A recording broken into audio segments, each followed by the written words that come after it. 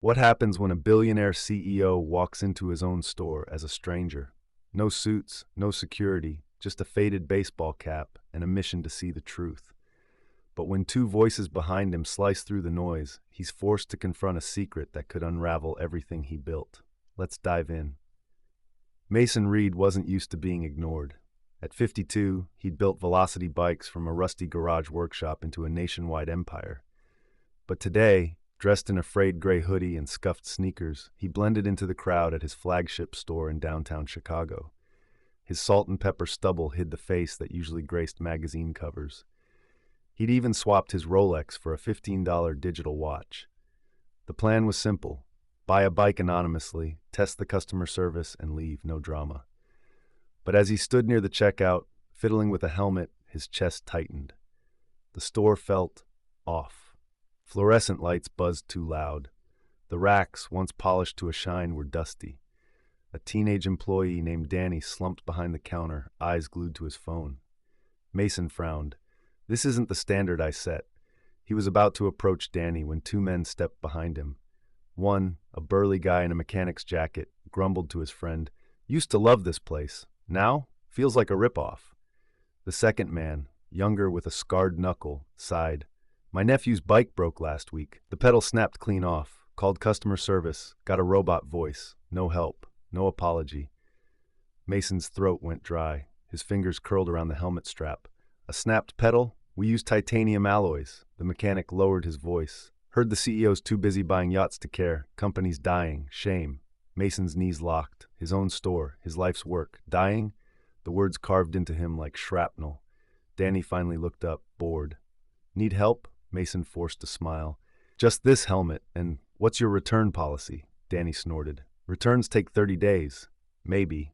Honestly, man, half the stuff here's defective. Bosses don't care." Mason's pulse roared. Defective? He'd hand-inspected every prototype for years. But now, had he stopped paying attention? The two customers walked away, still muttering. Mason's hand trembled as he pulled out cash. "Keep the change." Outside, he leaned against the brick wall, helmet forgotten. Rain misted his face, mixing with the heat of shame. How had he missed this? When did profit margins matter more than people? That night, Mason stormed into Velocity's headquarters. Security guards scrambled as he ripped off his hoodie, barking orders. "Pull every customer complaint from the last year, now." Hours later, under a flickering desk lamp, he scrolled through thousands of emails.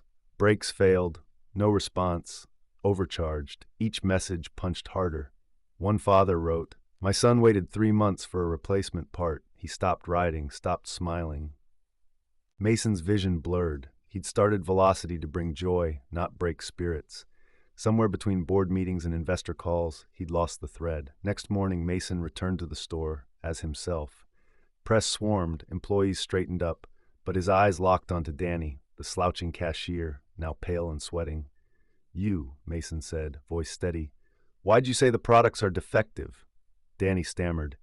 "Sir, the warehouse sends us broken bikes. We complain, but they say sell 'em anyway."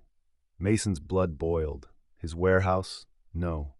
He dug deeper, uncovering a scandal. Factory manager, cutting corners, selling cheap parts, pocketing the difference. The betrayal tasted like ash.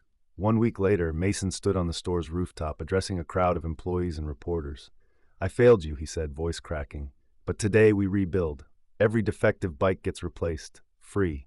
Every customer gets a personal apology from me." He turned to Danny, now standing taller in a new uniform. "Promotions start here. Danny's our new customer service lead." "Why?" "Because he told me the truth when I didn't want to hear it." The crowd erupted. But Mason wasn't done. He wheeled out a vintage bike, the first one he'd ever built, rust and all. "This is where we began. It's where we'll begin again."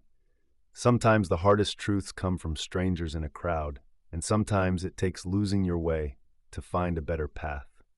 Mason Reed learned that pride can blind you, but humility, that's the ride that changes everything. That's the story, friends. I hope you enjoyed it. It was a pleasure sharing it with you all. Don't forget to comment below and let me know where you're watching from. It's always fun to see the global reach of these stories. And if you haven't already, please hit that subscribe button for more amazing stories, tips, and tricks. Thank you for watching, and I'll see you in the next one. Bye. If you'd like to show some extra love, tap the three dots near the share button and send a super thanks.